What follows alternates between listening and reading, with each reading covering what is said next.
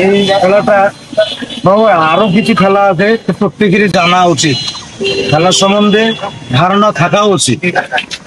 এই কারণে যে কয়দিন এখানে তোমরা যারা আসো সেটাকে নির্ভর করে তোমাদের সামনে আরো কিছু ধারণা থাকবে। এই খেলাটাকে নির্ভর করে আরো কিছু খেলাধুলো সামনে থাকবে।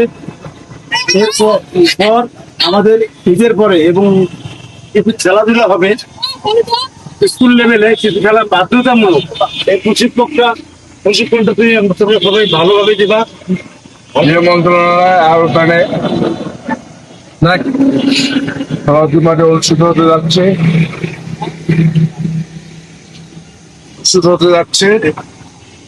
খেলাটা যদিও নতুন, কিন্তু খেলাটা তোমরা মনোযোগ সহকারে প্রশিক্ষণ নিবা, 4 দিনের প্রশিক্ষণ।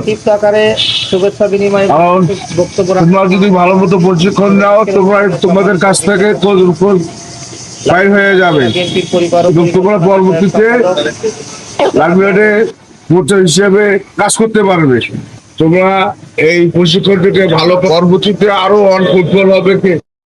দৈনিক আজকের বাংলা .net